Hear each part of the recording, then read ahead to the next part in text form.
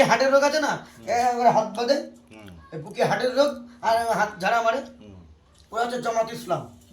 বলে মরা গরু ঘাস খায় না, আবার দাওয়াত দিলে আগে বসে খাই গপ গপ করি, খায় না। তো সবই তো সে আল্লাহ ডাকছে নাকি? আল্লাহ ডাক, রসুল তো বলেছে বাপমার নামে সর্বসানি মেহফিল করো, বাপমার নামে একটু দোয়ার মজলিস করো, কবুল হোক না সে আল্লাহ বুঝে নেবে। তো আমার রসুলের কথা কি মিথ্যে? যে মিথ্যে বলে সেটা হলো কাফের। আমার রসুল না আসলে তো পৃথিবীতে কোরআন আসতো না,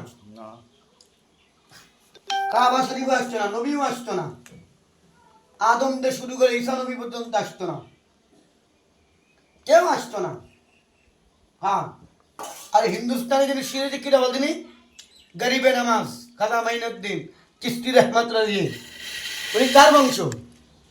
উনি হলো হোসাইনের বংশ, হাসান হোসাইনের বংশ। আমার রসুল বলেছিল, এ মাইনুদ্দিন তোমার এখানে পড়ে থাকতে মানে চলে যাও, হিন্দুস্তানিকে কলেমার জারি করো।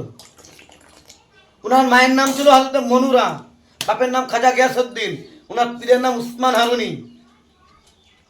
উনার সঙ্গে চাইল 40টা মুরিদ, তার মধ্যে কিছুটা নাম বল শোন: কুতুবউদ্দিন কাকি বখতিয়ারি, আব্বাস উদ্দিন কুরাসাদ রহমতুল্লাহ, তারপরে সিরাজ জাকির রহমতুল্লাহ, আল্লামা বাকি বিল্লাহ রহমতুল্লাহ, গাজী মুস্তফা মাদানী রহমতুল্লাহ।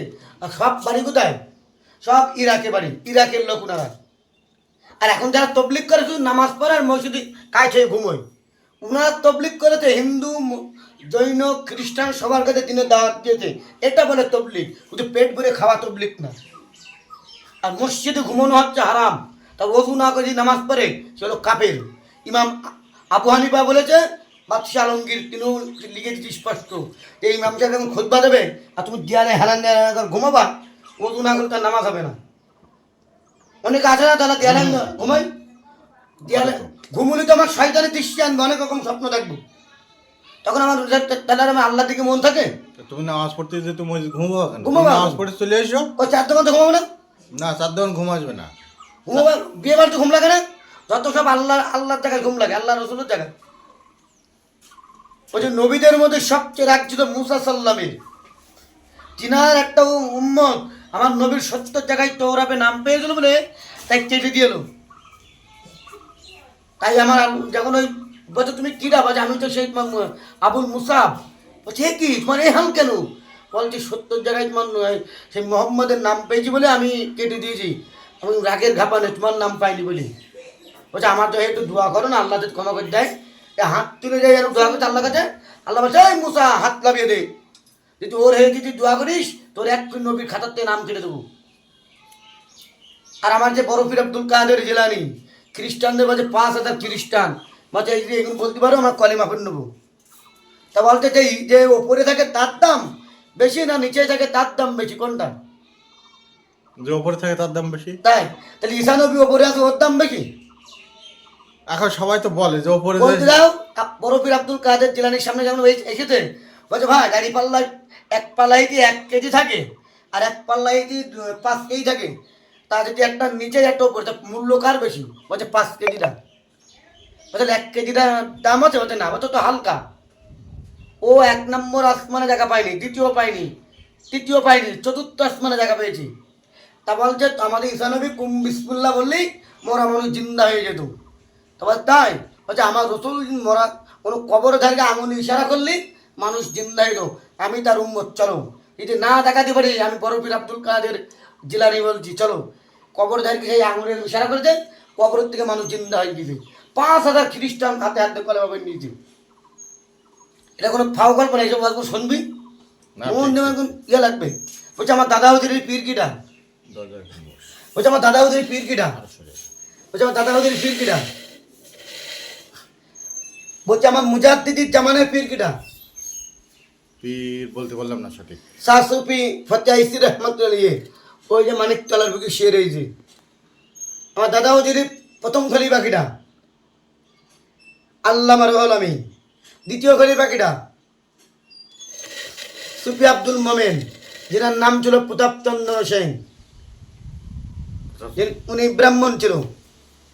মসজিদে নামাজ মানে জঙ্গলে নামাজ পড়ছে, বিছানা পতিয়ে নামাজ পড়ছে, আর বাঘ সামনে খাওয়ার জন্য তৈরি হয়ে গিয়েছে।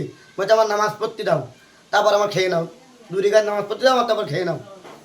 বলছে হুজুর আপনার খাতে আসিনি, আপনার এই জঙ্গলের সেরা বড় বাঘ আমি, আপনার বডিগার্ড করতে এসেছি। পাহারা দিতে। মুজাদ্দিদির জামান পাঠিয়েছে আপনার পাহারাদার আমি, পাহারা কেউ দাও। টাচ করতে পারবে না। তো এইরকম আলেম আছে? না, সেরকম আলেমার এখন আর নেই। এই কোনো আলেম কেরামতি দেখাতে পারবে? পারবে? যে গ্লাসে পানি নিয়ে আমি পানি ভরে দেবো, তখন রাজা পৃথ্বীরাজ পানি বন্ধ করে দিল, আনাস্যা করে পানি। তখন আমার হুজুর গরিবে নামাজ পড়ছে, এই কুতুবুদ্দিন যাও এই লুটারা নিয়ে যাও, তুমি বিসমুল্লাহ বলে কিছু একবার পানিটা তোলো, তুলে আমার কাছে আনো। যেই বিসমুল্লাহ তুলে পানিটা নিয়ে এসেছে, আনাস্যা করে পানি, সঙ্গে সঙ্গে আমি সুইকে একদম ধুলো হয়ে গেছি। 40 জন অনাহারে ছিল, লাস্টে পায়ে যাচ্ছে, হুজুর আমার পানিটা ফিরিয়ে দেন, পানিটা ফিরিয়ে দেন। আবার বলে এই কুতুবুদ্দিন যাও বিসমুল্লাহ বলে আবার তুমি পানিটা ফেলে দাও। একদম কোনায় কোনায় মিলিয়ে গিয়েছি। এরা অলি মানো না মানো সে তোমার ব্যাপার, তবে অলিদের নামে জীবত করবে না, না না না, বিপদ করা যাবে না। কারণ ওদের জন্যই তো আমরা ভারতে ইসলামে পেয়েছি। ঠিক ঠিক। আর একটা আছে নিজামুদ্দিন আউলিয়া, উনার পীর আল্লামা শেরশাদি রহমতুল্লাহ দিল্লির বুকে ঘুমিয়ে রয়েছে, যিনি 93টা খুন করেছিল, 93টা খুন করেছিল আল্লাহর অলি, 93টা 93টা খুন করেছিল। লাস্টে একটা ভালো খুন করার জন্যে আল্লাহর অলি হয়ে গেল। একটা লোক বলছে আমি এইমাত্র বাড়ি ফিরছি, আজ কী করছো? বলছে একটা মেয়ে মরা মানুষ ঘরের মধ্যে শুয়েছিল, আমি তার রেপ করে এখন এই আসছি। আর নিজামুদ্দিন হাতে ছিল তরোয়াল। বলছে হ্যাঁ এত বড় বেইমান তুই, কবরের থেকে মেয়েরা তুলে তুই রেপ করলি, এক কবে গলা করাদান লাগিয়ে দিলি।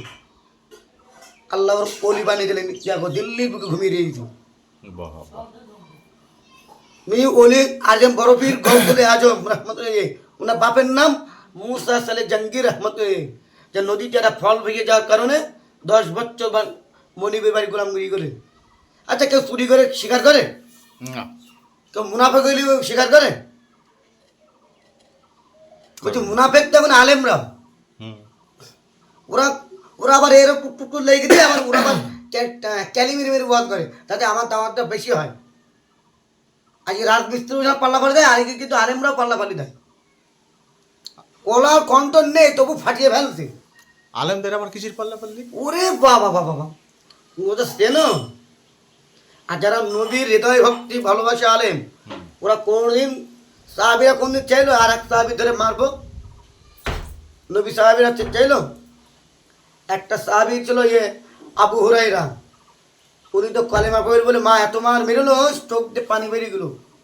বলছে ইয়া রাসূলুল্লাহ আমার মা মেরেছে, কি করবো, আপনি আমাকে দোয়া করেন জানে আমি ভালো হয়ে যেতে পারি। আমার মা ধরো কালেমা পড়ি নাই।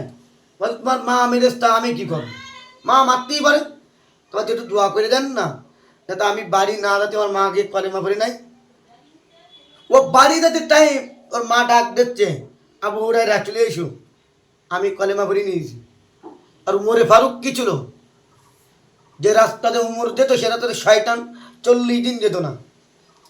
এটা এরকম উমর আছে এখন পৃথিবীতে? আমি খুঁজে পাওয়া যাবে না। নেই নেই নেই।